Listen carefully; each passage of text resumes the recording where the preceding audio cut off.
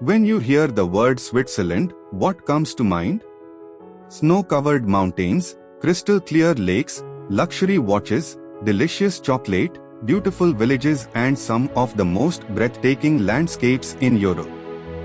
Today, Switzerland is known as one of the world's most peaceful, prosperous and stable countries, but behind this picture-perfect image lies an extraordinary history filled with powerful empires, medieval battles, religious conflicts, legendary heroes and a centuries-long struggle to protect independence. The story of Switzerland begins long before Switzerland itself existed. Thousands of years ago, Celtic peoples lived across this mountainous region, including a tribe known as the Helvetii, a name that remains connected to Switzerland even today through its official Latin name, Confederatio Helvetica, which is also why Switzerland uses the country code CH. In 58 BC, the Helvetii came into conflict with Julius Caesar, who defeated them at the Battle of Bibracte, and over time much of the territory of modern Switzerland became part of the Roman world. Roman roads connected settlements, trade expanded and towns developed, but when the Western Roman Empire collapsed, new peoples and kingdoms entered the region. Germanic Alemanni settled mainly in the north and east, while Burgundians became influential in the west, helping shape the cultural and linguistic diversity that Switzerland still has today. Modern Switzerland has 4 national languages: German, French, Italian and Romansh, making it one of Europe's most culturally fascinating countries. But to truly understand Switzerland's history, you have to understand its geography, because the Alps weren't simply beautiful mountains, they were natural fortresses and gateways between northern and southern Europe. Medieval merchants, rulers and armies needed Alpine passes to move across the continent, which made control of these valleys extremely valuable. During the Middle Ages, much of what is now Switzerland was connected to the Holy Roman Empire, but many isolated mountain communities enjoyed significant local independence. Among the most important were Uri, Schweiz and Unterwalden. These communities controlled strategic routes through the Alps, and the increasingly powerful Habsburg dynasty wanted greater influence over the region. The mountain communities, however, wanted to protect their traditional freedoms. According to Swiss tradition, the decisive moment came in 1291 when representatives of Uri, Schweiz and Unterwalden formed an alliance promising to support one another and defend their rights.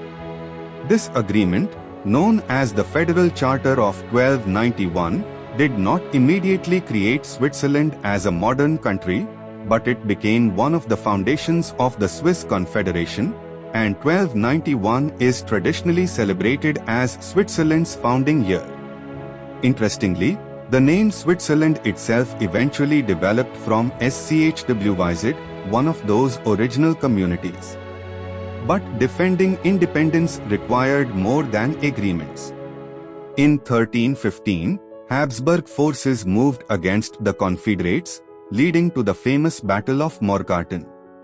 The Swiss used their knowledge of the difficult terrain to their advantage, attacking forces that struggled to maneuver effectively in the narrow landscape. The Swiss victory became a powerful symbol of resistance, and during the following decades the Confederation expanded as Lucerne, Zurich, Glarus, Zug and Bern joined the alliance. By 1353, the Confederation had developed into an alliance commonly known as the Eight Cantons. Swiss soldiers also began developing a formidable reputation across Europe. Their disciplined infantry formations, especially those armed with long pikes, proved extremely effective, and suddenly these communities hidden among the Alps were becoming a serious military power. This period also gave Switzerland its most famous legendary hero, William Tell. According to the story, Tell refused to submit to Habsburg authority, and was forced by an official to shoot an apple from the head of his own son. Tell raised his crossbow, aimed carefully, and fired, striking the apple and saving his son's life. He later became a symbol of resistance against tyranny and foreign domination.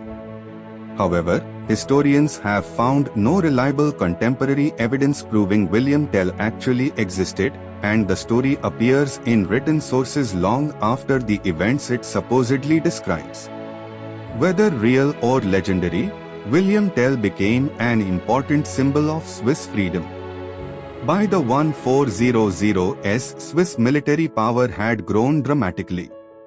Swiss forces achieved major victories, including against Charles the Bold of Burgundy during the Burgundian Wars, and Swiss mercenaries became highly valued throughout Europe. But Swiss military expansion eventually reached an important turning point. In 1515, Swiss forces fought France at the Battle of Marignano and suffered a major defeat.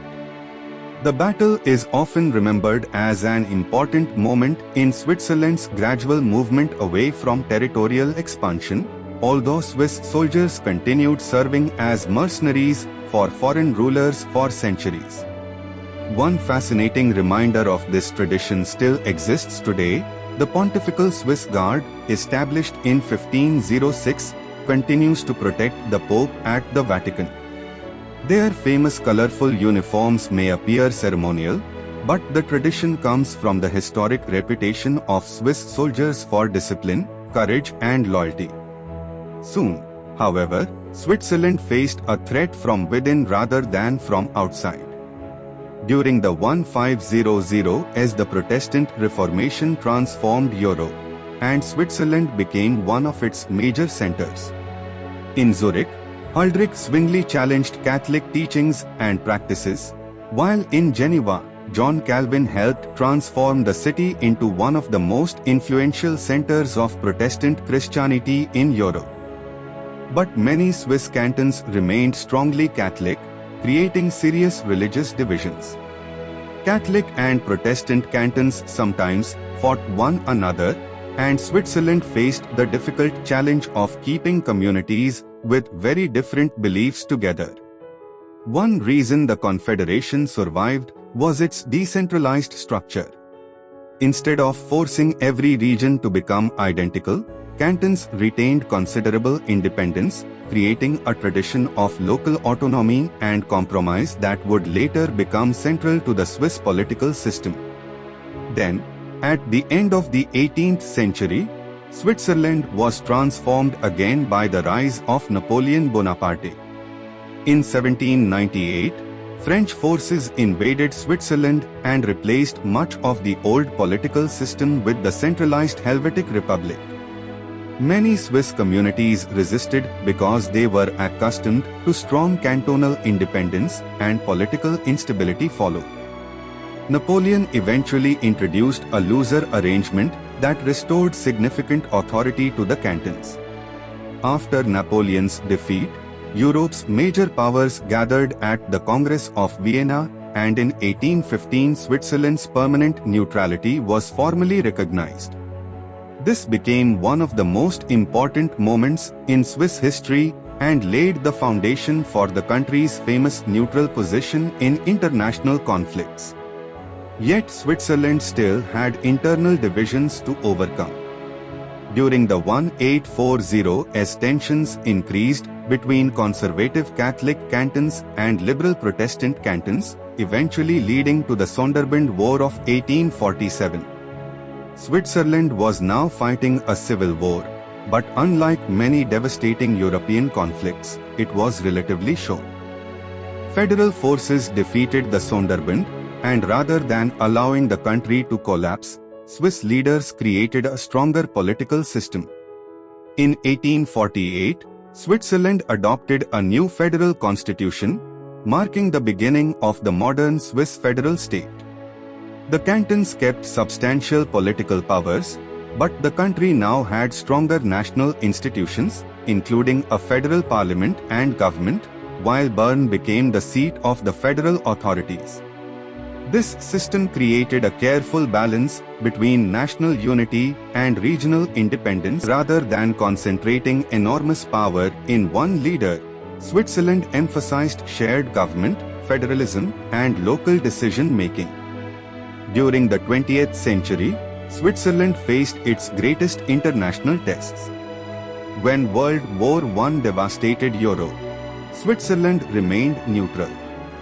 Then came World War II, when Switzerland found itself surrounded for periods by territories controlled by Nazi Germany and its allies.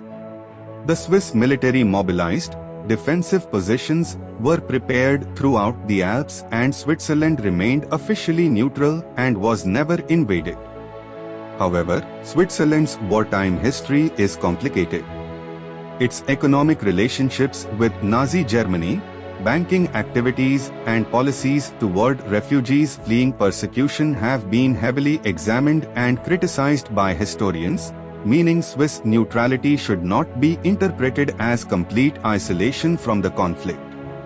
Switzerland avoided becoming a battlefield, but it still faced difficult and controversial decisions. After World War II, Switzerland entered a new era. Its political stability, skilled workforce, and strong economy helped it become internationally famous for banking, pharmaceuticals, engineering, precision manufacturing, luxury watches, tourism, and scientific innovation. Cities such as Zurich became major financial centers, while Geneva became one of the world's most important centers of international diplomacy and today hosts the European headquarters of the United Nations along with numerous international organizations. Switzerland also developed one of the world's most distinctive systems of direct democracy, where citizens regularly vote in referendums on national, cantonal, and local issues, giving ordinary people an unusually direct role in political decision-making. Despite being surrounded by countries belonging to the European Union, Switzerland itself is not an EU member, and it did not join the United Nations until 2002 after Swiss voters approved membership in a national referendum. Today, roughly 9 million people live within Switzerland's 26 cantons, speaking different languages, following different traditions, and maintaining strong regional identities while sharing one federal political system. And perhaps that is what makes Switzerland's story so remarkable. Switzerland did not become influential by conquering half the world or creating a giant empire. Instead, small communities surrounded by enormous mountains gradually learned how to defend themselves, cooperate with one another, compromise, and preserve their differences. From Celtic tribes and Roman armies to medieval mountain alliances, from William Tell and legendary battles to religious conflicts, Napoleon, civil war, neutrality, and modern democracy, Switzerland's peaceful image was created through centuries of struggle, adaptation, and political compromise.